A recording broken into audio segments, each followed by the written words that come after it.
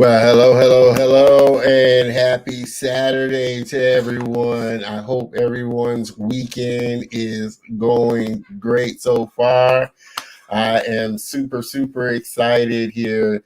I am Don Terrell, and you are joining me for another great episode of The Color of Motion every Saturday afternoon at 3 p.m., where I highlight people of color and diverse backgrounds in the field of motion graphics, animation, visual effects, cartoons, and comics. This space that I love so dearly and enjoy so much. Again, my name is Don Terrell, and I want to welcome you to the show each and every Saturday, like I said, 3 p.m. Central Time, where you're able to join me live. Let me get this right. Live on my Facebook, YouTube, and LinkedIn page. You know the drill, of course. Make sure you say hello and where you're tuning in from while I'm doing a little homework and making sure that we are broadcasting live on all my channels.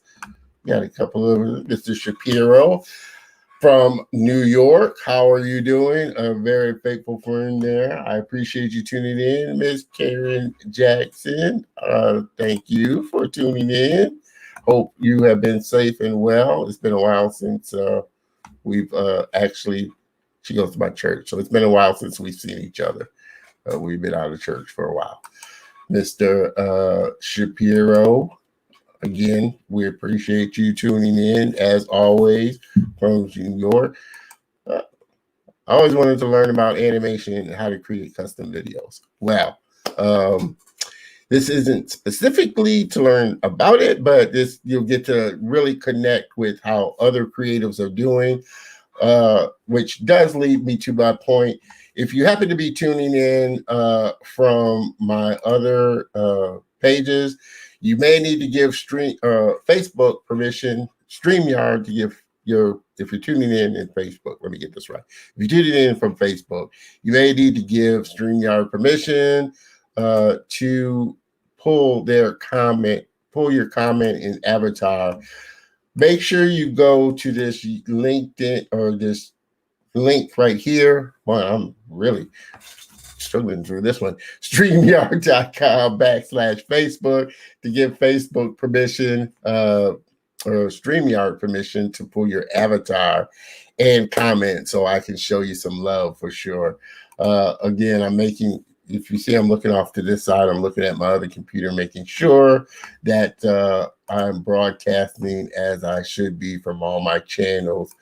Also, if you do happen to be tuning in from my Facebook and LinkedIn, make sure you go over to my YouTube channel, subscribe, youtube.com/Don Terrell. Subscribe so you can check out all the great past episodes and check out some of my other content on the channel that I plan on putting.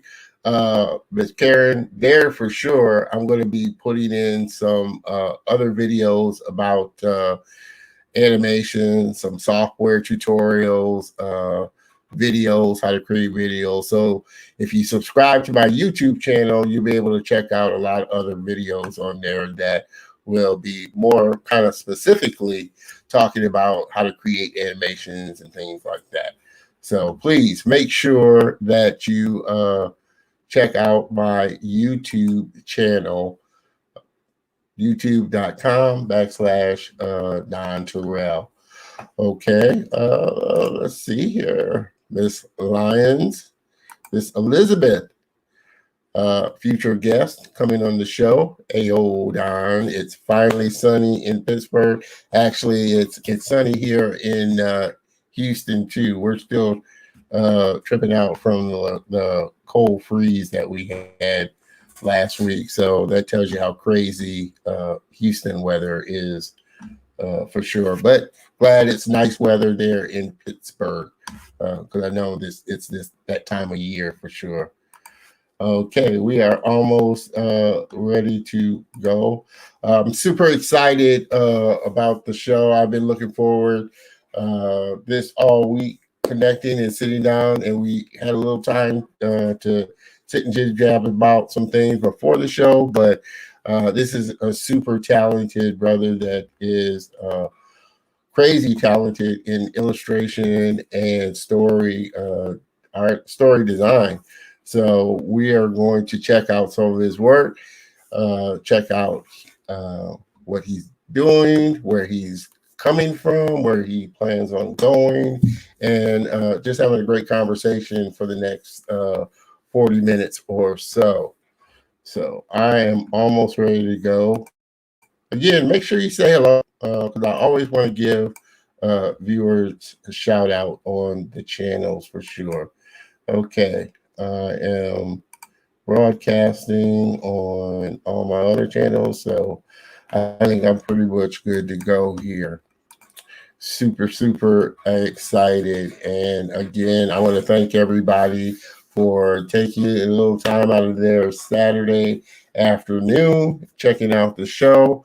Again, checking it out in the replay for sure, and joining us. I am also super excited. I'm not going to go into too much, but I'm currently in the process of revamping the show. Really kind of starting to step up a little bit of my broadcasting game there. If you can kind of see in the background there, that's my new system I'm working on, streaming system I'm working on. So I'm looking forward to really stepping up the game for the color of motion and a lot more quality, video quality, graphics, and overall format for sure. So that's coming in the next few months or so. All right. I'm super excited. My next guest was born and raised in Miami, Florida. Enjoyed Saturday morning cartoons, comics, and video games. Sounds like a guy after my own heart there. That sparked his interest in drawing. He had been enrolled into the Magnet Art School since elementary. He started to take art seriously and considered making a career out of it in high school. He studied sequential art at Savannah College of Art and Design. I've connected with a lot of people from Atlanta and coming out of Savannah. They've a very well-known school that's put out a lot of great talent for sure.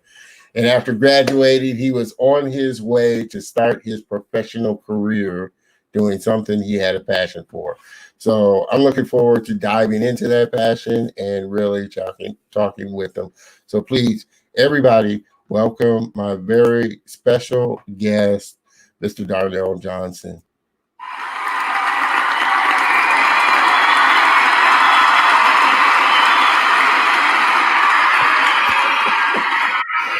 We bring all our guests on like the superstars that they are.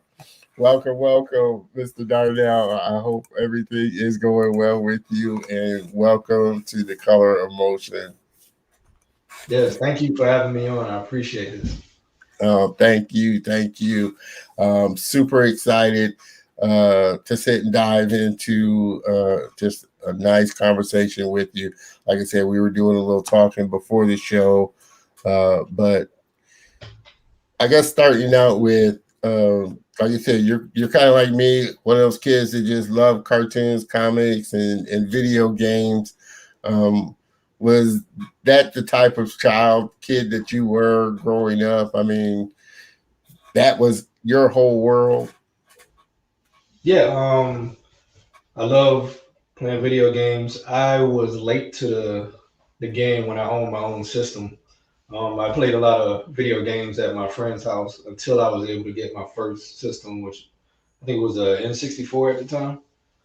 So when I got that, everybody was on like PlayStation 2 and stuff. So I was way behind. But yeah, I played a lot of video games.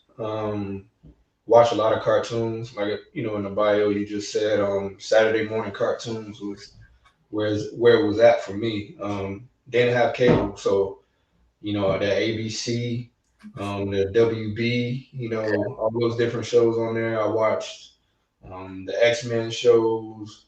On ABC one Saturday morning, I watched, Pepper Ann. What were some of the other shows they had? But Dragon Ball Z was in rotation heavily. I even went to Telemundo to watch Dragon Ball Z. That's, uh, that's Well, how intense. that's good. You'd be surprised at the cartoons that other ethnic groups have on their show for sure. So, Oh um, yeah. yeah. So were your because I've had this conversation with a couple of other guests. Were your parents like really influential and really behind you in what you wanted to do and your passion for cartoons, comics, and just drawing? Yeah, my mom, she was a single mother. She raised three of us. I'm the one boy out of the three of us. So she was very supportive. All three of us were in magnet art schools, and she did what she was able to do to, help nurture our gifts. For me per se, I know she tells me this. I don't really remember, but she tells me back in elementary when I was going to just a regular public elementary school that my art teacher at the time, I guess she saw something a little bit extra, more promising Yeah, within the art that I made compared to everyone else in the class. Um, and she mentioned that to my mom, and my mom, just very thankful for her to just take that and then run with it. Because I can't speak for other parents, but I know sometimes that can get lost in the shuffle. yeah, But she was very, very supportive and just trying to see what I needed to, just help me, win. yeah, So yeah, she's been very supportive, doing whatever she could. She was on the I think it was like the PTA meeting. She went to all of those, and just trying to figure out what she can, do and have influence on that could help us and other kids as well.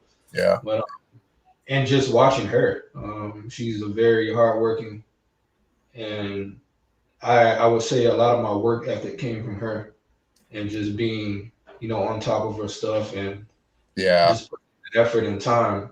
yeah, And within, the industry that I'm in, that's very important to yeah, put in time so you can grow. So yeah. I think that, No, I think you made a great point when you said just being a single mom and really putting the effort into nurturing whatever it is that their child is kind of into. Like I said, I'm pretty much was raised by a single mom. There was 10 of us, so there was a lot more of us. But wow. you made a great point that your teachers really kind of helped you too, because I think that's really important. That a lot of teachers or some teacher or counselor or something like that. For me, it was my counselor that really kind of, you know, she saw what I wanted to do. She saw that I was good at it and really put an effort in bringing me a lot of information as far as schools, the right schools to go to, scholarships to apply for, and things like that. So I think that's very important moving forward. Um, Going into like elementary school was, I mean, that was your point for you that okay, this was what or I wanted to do when you went into the magnet school, that this was the industry, or you knew it was creative or art, but you didn't exactly know which path you wanted to go in.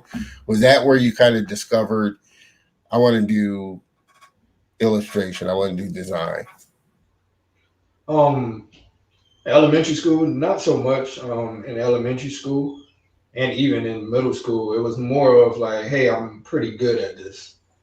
Because before I even knew that I was good at drawing, I wanted to be an astronaut.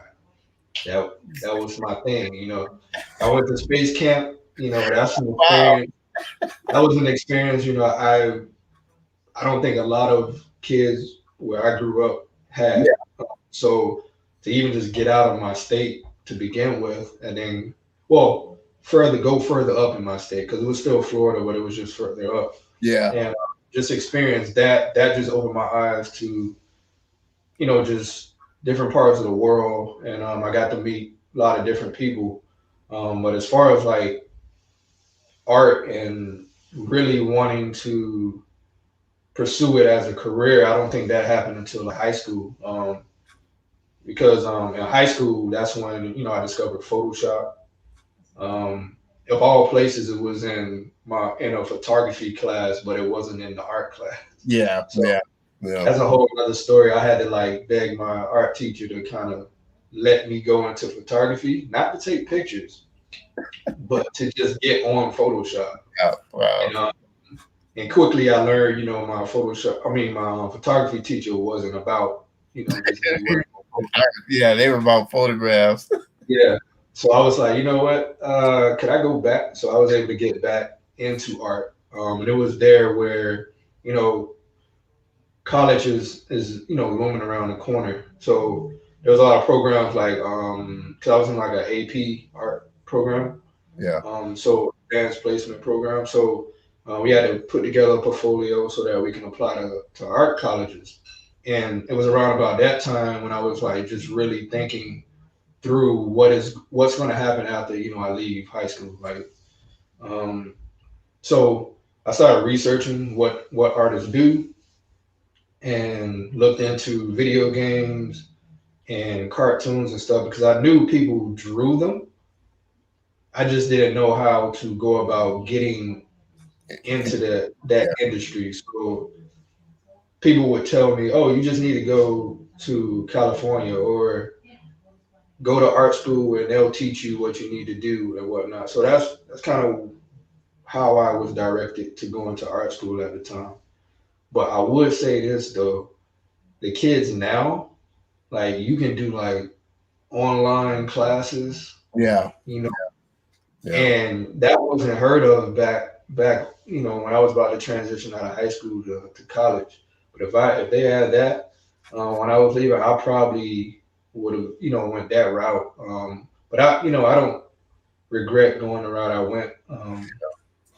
Just a lot of blessings brought my way, and a lot of opportunities and a lot of people I got to meet. Just with the route that I Yeah. went and that I'm going right now. So Yeah. And I had this conversation with the guest last week and have had it before. Because I'm like I said, I'm a graduate of the Art Institute. Um, so but now, like you were saying, there's such a prevalency of great online class schools that are yeah, really more geared, I would say, than a lot of the 4 years uh, colleges, and are being pretty much taught by working professionals yeah, that are in the yeah, industry at the time. They're not teachers per se that's all they do, but they're just animators that are working at studios that love to teach others, which I think you get a much better kind of understanding of production and what it does really take to work in the industry. So I recommend a lot of people now. You could save yourself a lot of money for sure, a oh lot yeah, of headache if you can find, like I said, there's Noman, there's Animation Mentor, schooling, there's, yeah, so many out there that are just great schools that um, allow more people to really get better education. You kind of mentioned before about just the space. You wanted to be an astronaut and then go into like space camp. Do you think? And I had this conversation before with a guest too. Do you think a big issue now is that there aren't a lot of programs or companies that are really kind of going into grade schools and uh, earlier schools to kind of expose kids more to all the other opportunities. Like I said, it could be in any field, whether it's science. Like I said, space camps really do that well. But just in relation to what we do, graphics design, cartoons, comics, um, exposing kids to the industry, exposing kids to a lot of the softwares now that are out there, and getting them more involved early. Do you think that's a big thing that a lot more um, high schools, grade schools, companies should start doing, going back into the younger grades to kind of expose kids more? Yeah. Well, I know for me, I had a special situation. Like I said, being in magnet school since elementary, so it wasn't really too much of a lack of being presented with the latest stuff that's being, used in different industries. So I would say, I know for me, one particular experience that I remember in high school around the time when I was getting ready to go to college. It was a guy that came from one of the colleges, and he didn't really say much. He just came in. He just started drawing just off the top of his head, and that is what drew people to like see what he was doing because he wasn't looking at reference. He wasn't looking at anything, and he was just drawing like these crazy characters and stuff like that. And that was a part of just like opening my eyes to see, what possible things I can do for a career in an entertainment industry, and just talking with him, and then being exposed to Photoshop. Like I said, they just had it laying around, and I just happened to be just messing with the computers and whatnot when I was, visiting a friend, um, and found out they use that to edit photos because I think that's what it was originally made for. I think Yeah, Photoshop. that's pretty much. That's what I pretty much use. I got like sketching, like Sketchbook Pro, and Yeah, more apps that are kind of geared towards drawing. Although you can obviously draw and illustrate in Photoshop, I tend to use it more for photos, though. yeah. But to answer your question, like, do I think they should do that more for schools? Yeah, definitely. There's a lot of kids that just don't. I feel that don't know. I know for my time with DJJ, Department of Juvenile Justice. I was an instructor there for some time for art, and just talking with the kids there, they have no clue Yeah, what. Sometimes most of them didn't know what Photoshop was. A lot of them didn't really know, like even when they were out, and in their schools and whatnot, they didn't know. They didn't have any programs like that. And I'm talking about like just regular public schools, high schools, not magnet art or anything yeah, like that. Just yeah, yeah. Public schools. I think that's the big thing because I mean, when I went to a public school. They had some vocational classes and things like that. But I know, like in certain areas, more urban areas and certain parts, we don't have access to computers. A lot of the computers that more, you know, uh, other areas have access to, and a lot of the things. So that's what I mean when I think a lot more access to, like I said, computers, software.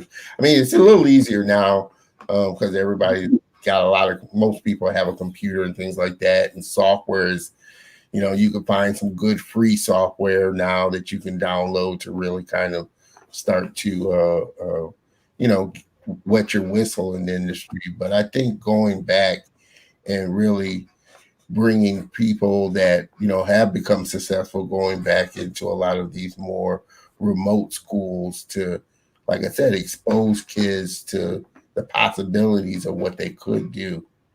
yeah, yeah. Yeah, I think that's a really good thing. I feel like they should just do across the board, just introducing kids to what's out there a little bit earlier than getting into college. Yeah, because I think it starts a lot earlier.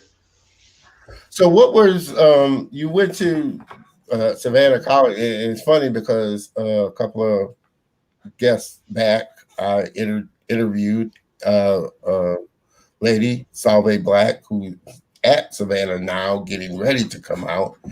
What do you think was the biggest thing that you kind of took away from that experience?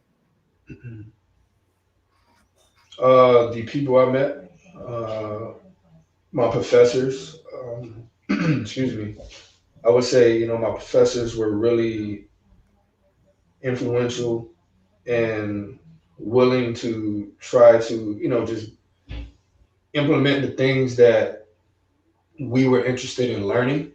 Um, as far as, a career moving down that path, and they worked with me. I know, like I told you, I was in sequential art. That's where I got my BFA in. But I also took animation classes. They allowed me to go take animation classes Yeah. as well. Initially, I was in illustration, but I switched over to sequential art because the school that I went to before SCAD was Atlanta College of Art, Mm. and SCAD, came in my freshman year, and that school got brought out by SCAD, and I, just ended up going to SCAD. But yeah, I would say very influential. One of my earlier gigs outside of college was through just how my professor, his name was Sean Crystal. He was working with Marvel at the time while he was teaching, so he was one of those professors who actually worked and Mm. taught too. So, and I think that's beneficial because they're able to keep up with what's going on now in current in the industry, excuse me, and his connects in a way, I guess, opened up doors for me. Of course, I made sure I was a good student, Yeah, so, yeah. so I could have that type of access, and just was very on top of my work. I was serious about it and wanted to make a career out of it. He opened up opportunity for me to be able to meet, editor in chief of Marvel, and I was able to do a couple of pages, not a couple, but like 11 pages, I believe, if I remember correctly, on a Deadpool issue. Oh, I did Dogpool. Not too many people know about Dogpool, but hey, I was working on a Marvel project, and that kind of blew my mind at the time too. And at the same time, I was working at my first full-time job at a casino game company, which mm, is also another place most people don't think they hire, illustrators or like concept people. So yeah, no, really, they yeah, do. I didn't know either. Yeah, I've had seen a couple of positions for casinos out in Las Vegas. Like I said, they're looking for animators or designers and things like that for the games and stuff. So Yeah, it is a space, and it's such a wide space. Like I said, there's so many avenues that people could go down yeah, uh, in this space. Whether it's behind the camera, designing, storyboard. There's just so many different things. I think that's what kind of gets a lot of people is, they think one or two different things that they could do when, there's just so many different positions in an animation, or at a Marvel studio. There's just so many different positions that you can get into, for sure. What do you think's been the best piece of advice for you up to this point that somebody's given you that's kind of stuck with you? stay ready so you don't have to get ready. I would say that, um, and that's something I feel is important. You never know when your opportunity will come. You never know when you might meet a director. You never know when you might meet a recruiter. Yeah. And I would say for me, like I've always made sure that I kept drawing, even when I didn't feel like drawing, or even when I felt like, my stuff sucks, or it's like why am I still doing this? Or if I felt like I would never make it to where I am, right now, I just kept drawing. I kept, you know, trying to sharpen my skills. It's like sharpening your sword. You never know if you might get into a fight. If you have a dull sword, you're in trouble. Yeah. So, like, I always wanted to be ready for any opportunity that presented itself, and I can be like, hey, here's my work, and to have that on, in your holster when somebody just comes up to you or you get presented that opportunity is very valuable, because a lot of times what I've learned so far is like things go by quick in this industry. Yeah. Um, you may get an opportunity, and then there's so many other people that can do what you do, and if you're not like, if you're not ready, you may miss out on that opportunity. So I would say just be ready so you don't have to get ready. And you won't also, once you get on the job, you won't be like, oh, can I really do this? Yeah. But at that point, if you stay ready, it'll be like muscle memory. Like you'll just kind of get into it. The only thing you will have to learn is just the pace of the studio or the pace of the publisher. And once you get that down, you're just somewhat going off of muscle memory. Your drawing just comes to you because you've been doing it already. Yeah. So Yeah. Well, to that's that point, because that kind of leads into the question of do you or have you suffered from like imposter syndrome? Because I've talked to even some of the most seasoned animators that are working at Pixar, that this and that they've had those moments, especially when they got into the studio, like, am I really good enough to be at Pixar doing this stuff? That kind of imposter syndrome. Do you still kind of deal with that or battle with? Well, I won't say battle, but have to deal with it. Like when you do get work or something like this, have that kind of initial thought, like, can I do this? Especially if it's something that you've kind of haven't really stepped into before. Do you have thoughts like that, and how do you kind of work through it? Yeah, man. I have thoughts like that a lot. Especially, I feel like more like the bigger the project, the more I have those thoughts, because it's what's racing through my head is like, okay, it's a lot of money on this project. It's gonna be a lot of eyes on this, and they're trusting me to, bring this, you know, together. And I feel like, a lot of times I could let that, you know, pressure me. Yeah, Um, but for me, being, my faith and just trusting God, He's the one that gave me the gift. yeah, And I'm only steward, like I'm only trying to steward what He gave me, and that that requires practicing and doing things like that. So I just really lean into the fact that I'm only here not by my own doing. I'm just being obedient, but with just nurturing my gift and staying on top of it. But God has opened these doors for me. He's provided these opportunities for me, and He wouldn't do that if I wasn't capable of yeah, stepping into that position. So that's the type of thing I do to just help ground me, because you can get easily start freaking out, start panicking, and then that will affect your work ethic and just how you look at yourself when you're actually working on the project. So you won't sabotage yourself. yeah, It's like, hey, you got the gig, just kind of chill out. It's easy said than done. I'm yeah, not saying like, I've got this thing like perfectly figured out. Um, it's just something that I do, and I try to remind myself. I even have like post-its up in my studio that's just like, hey, just trust God. Just trust Him. yeah, And I also go back on just coming into freelancing and just the fact that I took a leap of faith and I took that step of faith out, this is also just another step of faith. And I feel like that's just something we do every day.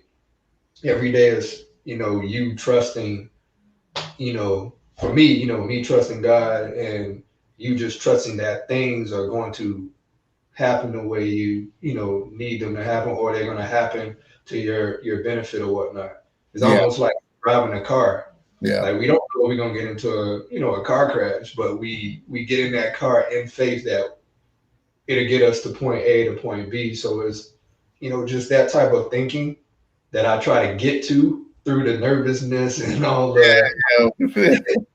No, like I you totally know understand. like the woosah moment to Yeah. just kind of come back and like, hey, you good, just relax, you're here, and do what you know you're capable of doing, and you And should be okay. So that you gotta. And sometimes it takes my wife telling me. Sometimes it takes people like, hey, like, dude, you got it. Just do you. So just do you, and the rest will come for sure. Just to give a few quick shout outs there, Miss Chantel. Cartoons and video games was literally my childhood. It still is. I think that's the grounding point for all kind of creative people in this space. They were just kids of cartoons, video games, comic books, whatever it was. That was the thing that they loved to do. Mine was yeah, comic strips, although I did love cartoons and Saturday morning cartoons. yeah. Mr. No Parking Barry says hello, Mr. Darnell. How you Um, doing?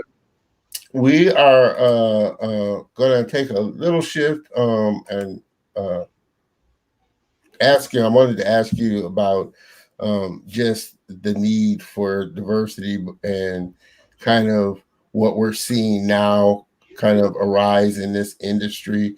But before we do that, we are going to take a quick, super quick commercial break, everyone.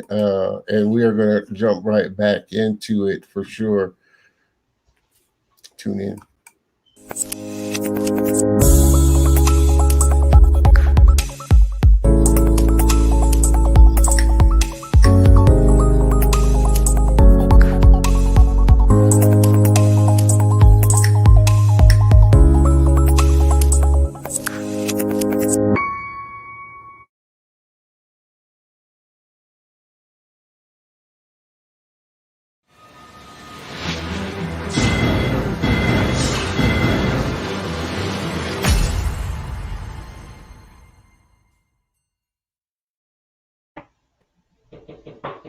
We are back.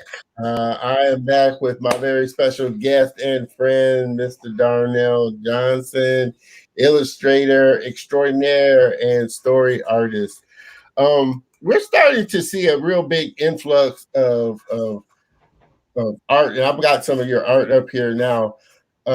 In diversity and different kinds of stories and characters being put in the forefront. How important is to you is it to reflect your culture, who you are, and having characters that look like you in your work? For me, I think it's really important. 'Cause as a kid, you oftentimes, I know for me, try to find something that you can relate to in like cartoons or books or even movies or video games at times. So to see somebody that resembles you, it it almost like just encourages you to dream Yeah, higher than your current situation, because I feel it also paints an accurate picture of just how the world is. There's different cultures, different nationalities, and and I feel like everybody's nationality and culture should be celebrated, even in the stuff that we consume in content. yeah, Because in a way, it gives some sort of value to who who we are as human beings, And even with a kid of my own, to sit down and be like, hey, look at this kid on this show. He's fighting these aliens and things like that. Even though aliens and all that stuff may not be real or whatnot, Well, but yeah, it'll push. It'll the creativity work, like the wheels will start turning. It's like, oh well, it's a black kid doing this yeah, in this show, or it's a black kid doing this in this book. And what may just seem like just thoughts and dreams, when they get older, it could equate to them making their dreams a reality, yeah, and any type of form that may be. So, like, I think it's very important yeah. for just to see yourself, or just as an African American, to see characters like us in the cartoons, comics, video games, and things like that. Oh, definitely, definitely. Like I said, I know, for me, growing up, loving comic strips and cartoons, I didn't see any characters that looked like me. I knew there were probably, black artists out there, but those weren't the ones that I seen or saw. Definitely not many characters on Saturday morning cartoons that looked like me or anything like that. So I know how inspiring it is. And it's funny, as an example, I know Mae Jameson, the astronaut, the first African woman astronaut, said Lieutenant Uhura from Star Trek was a big influence on her. Yeah, So yeah, those kind of things are what I think we mean when we say it's important to see characters that look like you doing things that you want to do or have a notion of wanting to do, because it helps to inspire you that it's possible being done, which is a very big thing. Um, yes, Miss. Let me throw this up because it was a great comment. I love Darnell's use of color in his art. So vibrant it is. He has a very unique style and uses color very well. You do a lot of well, you've been doing a lot of children's art, illustrating children's books and things like that. I know you have a child in your own, and you just told me that you have twins on the way. So oh yeah, you yeah. have, it's very important. I know, like I said, to have that representation of little girls seeing other little black girls, or and it's the same with toys. You know, we want toys that kind of look and represent us. Um, is this something that you really enjoy, or is this just a facet of what you like to do, illustrating children's books? I'm getting ready to throw this up here. This is a new book, that new project, relatively new. The Electric Slide, and kind of looks like Steve Urkel. Electric Slide and Kai, that Darnell illustrated, for sure. New book. You might want to check it out for sure. Do you enjoy, what is the well, obviously you enjoy it. What's the process for you when developing characters and illustrating stories? Oh, for me, it's first I'll receive the script, the manuscript for the book, and then from there, I'll just read through it first pass. I'm not thinking about drawing or anything like that, just to kind of just get a feel for the story, just get a vibe for what the story is about, what they're trying to communicate, and things like that.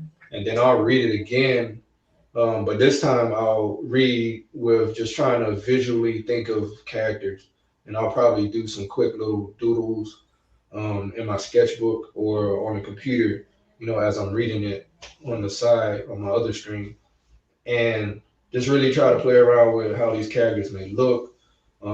Try to pull from my experience, sorry, or try to pull from people that I know that I have come in contact with, and try to put a little bit of my reality and my experiences into the characters that I'm reading to, in a way help ground them a little bit more, and just to make the visuals that I create a little bit more authentic, and more impactful.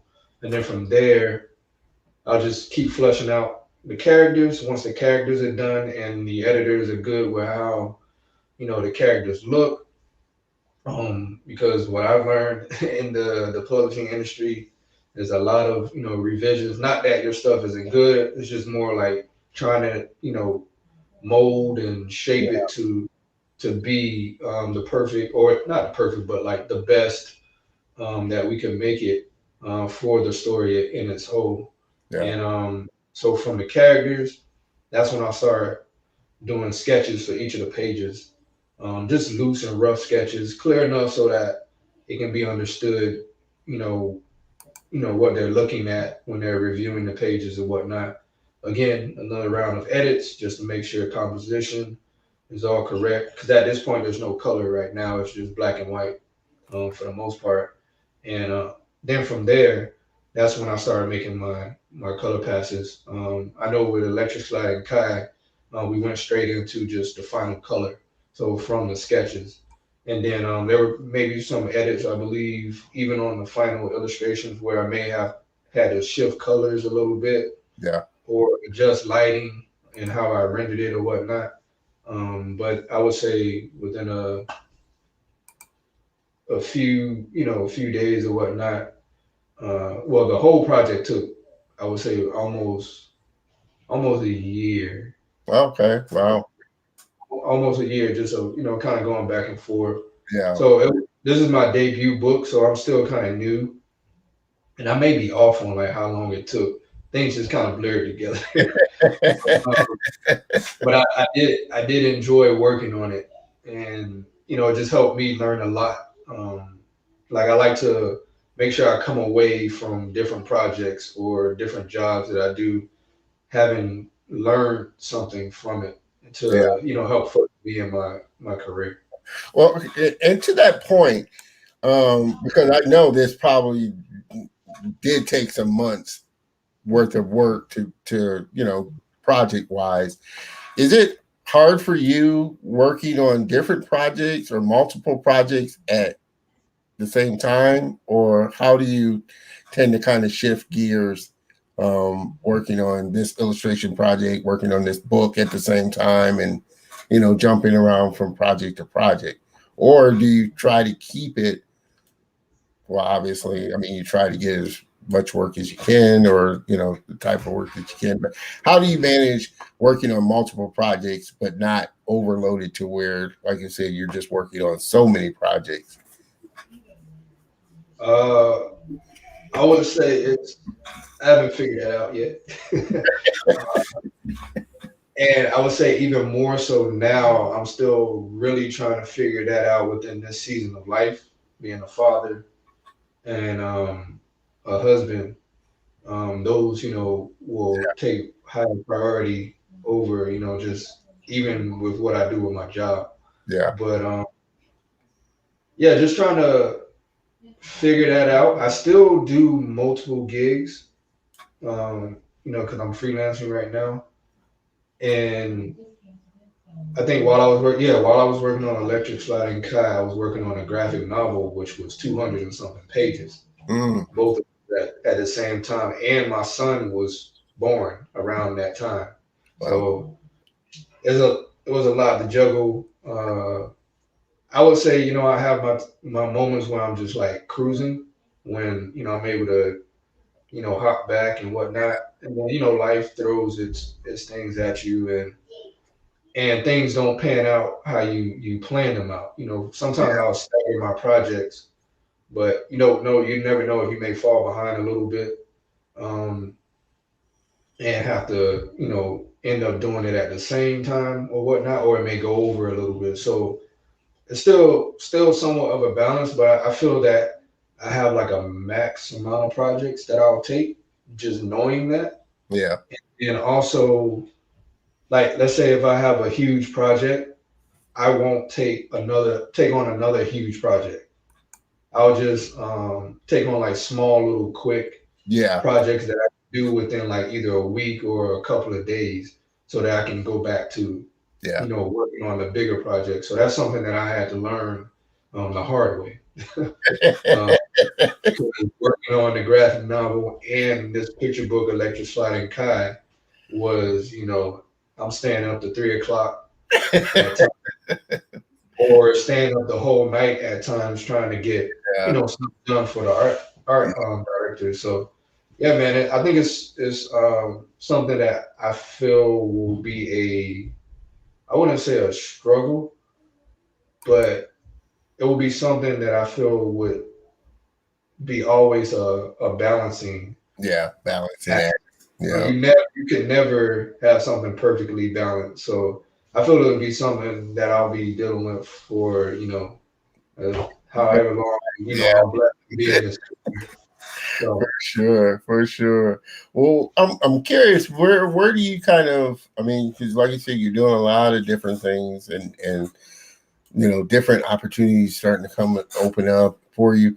Where do you kind of, in your mind, where would you like to go as far as the type of work that you're doing, and you know where you would like to end up, or would you like to be doing your own thing, or where would you envision yourself in the future?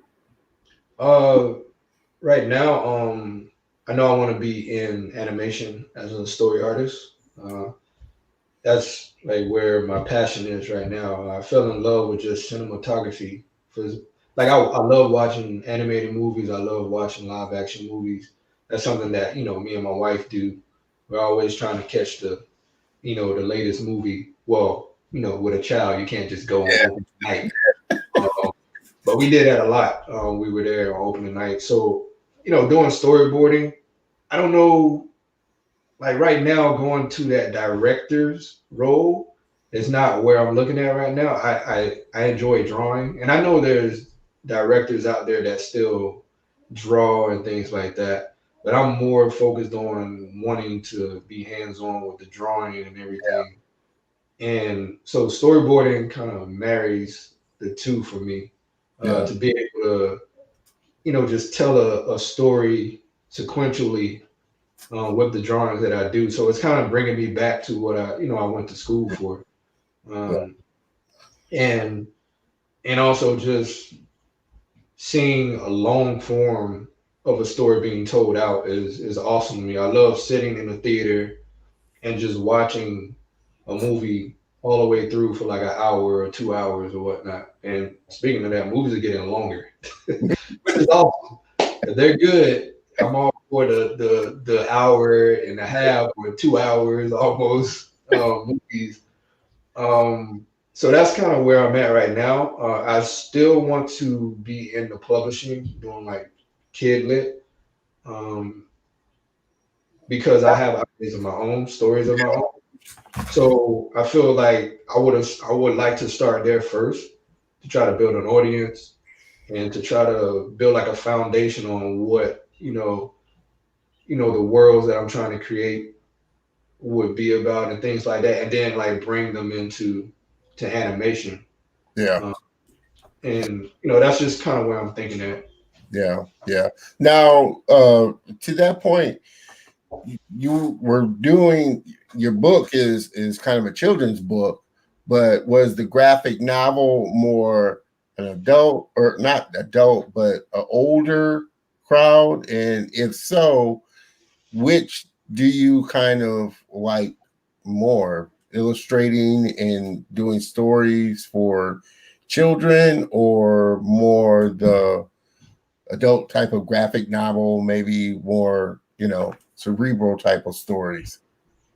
I would no, well, to answer the first part, Power Up is actually the name of the graphic novel with HMH, 15 Mifflin Harcourt is who I did it with.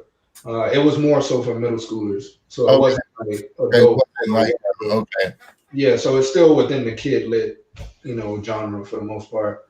Um, as far as the type of content, I would like to stay with young adult, well, not young adult, but like teenagers and kid type of content. Mhm. I feel there's just more of a passion for me to reach kids and the younger generation.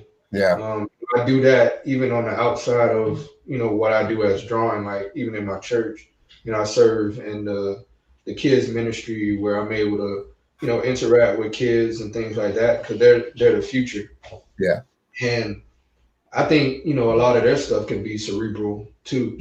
A lot of stuff they get that we feel that they wouldn't get or they wouldn't understand, but they're even though their minds are developing and growing, they're able to understand a lot more than we think. yeah, yeah. And Credit. if we were if we were to come to them on a level of as how as we talk to each other as adults, you know I found out that kids open up a lot more instead of us as adults, knowing that we were kids at one point, kind of talking down to them as if like, hey, you're not mature enough or you won't understand, what I'm talking about. So that's the type of stuff I want to do. More a little bit, kind of like how Soul was. Yeah, Some people will be like, oh, that's going to go over kids' heads, but my son, he's not even two yet, and he's certain scenes of that movie he locks in on. And I'm yeah, just like, what is going on in your head right now? Because obviously it's something. It's not like you just like zoning out and not even paying attention. Like he will stop doing whatever he's doing and yeah, zone in on particular scenes in that movie, especially when he's like Joe is like playing and going yeah, off on his yeah, zone. My son will just zone out with him and just be watching him play. yeah, yeah. So No, like I that's agree. like I agree. That's definitely the power. And I've always felt like that was the power of animation and cartoons. And even like I said, when I was growing up, um, it was a very powerful way to really get a point across or information across to kids that they could really grasp onto, and like you said, you just don't know what they're thinking, or you see that they get it, get a concept that they normally wouldn't get any other way. I know when I was growing up, a big it was it wasn't a cartoon, but they played it in between cartoon shows, which was Schoolhouse Rock. yeah, And it was for me just I got a lot of concepts that I didn't get, I couldn't grasp in school because it was just put in a form that I could easily grasp, which was a cartoon. yeah, And like Carmen San Diego. yeah, Carmen San Diego. I mean, there's just so many. Like I said, it is such a excuse me, such a powerful medium, which is why I really do enjoy it myself. Although, like I said, my taste can run between the Pixar, really toony type of animations to really kind of cerebral anime style like Akira type of animation. So it runs the gamut. But I do get what you mean when you say concepts that people think kids don't get really do understand probably a lot better than we do in some instances, for Yeah, sure. For sure. Um, like I said, we are definitely coming up on an hour for sure, and I know we had talked about trying to keep it short for sure, and definitely gives me the opportunity to bring you back on the show, Darnell. I do, and I actually want to talk to you about uh, uh, kind of a project I'm kind of kicking around, story I'm kind of kicking around. So I would love to kind of chew some fat with you on that. But that's outside the what I'm saying. It's been very enjoyable as always, my friend, catching up with you. And like I said, yeah, I'm just super excited to see, because you're just starting out on your journey and getting on this path, and have such an awesome talent for what you do. And as Chantel said, you use colors so visually well. I especially like this, the little girl jumping into the clothes, for sure. Uh, I can only imagine the work that's going to be coming down the pipe from you, on just other projects that you're working on. So I am super thankful and super proud that you were able to be a part of the Color of Motion and come on the show and grace us with your knowledge and your skill and your story. And like I said, I'm so looking forward to having you back on the show, to talk about all the future things that you've got coming up for sure. Yeah. Well, thank you. I appreciate you just having me on, and even reaching out to me to try to bring me on and include me into this cast of awesome artists that I've seen you already, interviewed. Oh man, like I said, it is totally my honor. Like I said, I'm always worried when I reach out to people and tell them that I would love for them to be on the show. They're my mind, I'm thinking like, they're who are you? What do what do you what do you want me to be on your show for? So I'm super thankful, one, that you connected with me in the first place on LinkedIn, and two, that we are, like I said, now friends, and I can honestly call you a friend.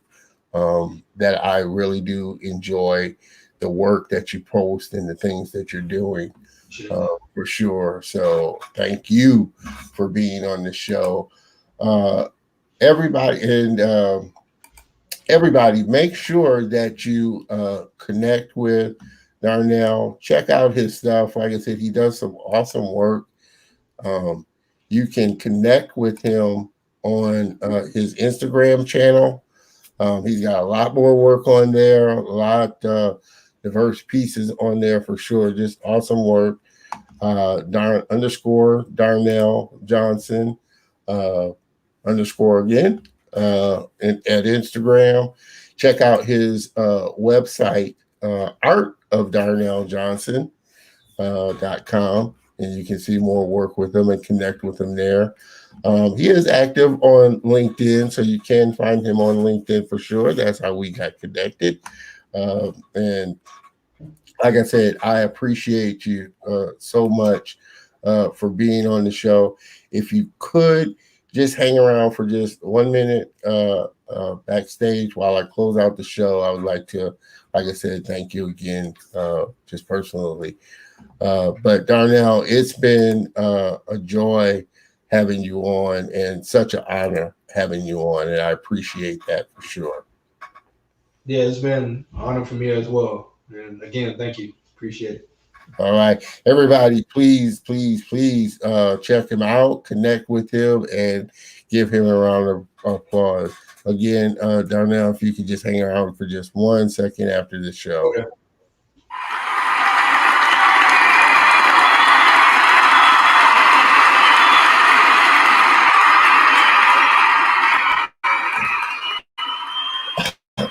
Guys and gals, this has been another great episode that I've thoroughly enjoyed, from the Color of Motion. I appreciate all the people that have tuned in, all the guests that will check out the replays. Again, if you did happen to watch from my Facebook or LinkedIn page, make sure that you go over again and subscribe to my YouTube channel, where you can check out this episode plus all the other past great episodes as well. YouTube.com/Don Terrell. I will be putting up some more great content along with other great shows from the Color of Motion. Speaking of which, next week is going to be another great episode I'm looking forward to, from my friend Sujit Kumar. senior character artist with Ubisoft India Studios. And as you can see, he does some killer ZBrush work for sure. Just modeling, just some really sick modeling. Great bad skills. So I'm looking forward to talking with him next week and sitting down and having a great time with my friend Sujit Kumar. Well, like I said, this has been a great show. I appreciate everybody that tunes in every weekend. I appreciate everybody that checks out the replay. Please, again, make sure that you check or connect with me on my YouTube channel. If you haven't connected with me on my LinkedIn or Facebook page, to check out episodes when they come up. But on my YouTube channel, you can check out all the past episodes and other great content as well that I plan on putting up for sure. Like I had mentioned at the beginning, be looking forward in the next months some upgrades to the show. Like I said, I'm looking forward to stepping up my game in the color of motion and what the show, how the show looks, content and everything else, the graphics and all of that. It's gonna be fun. I've got some great things planned for sure. So with that, make sure that you tune in next Saturday, 3 p.m. Central Standard Time. My name is Don Terrell with The Color of Motion, where stories come in all shades for sure. And I will see you next week. Same bad time, same bad channel, of course. Have a great weekend and be safe.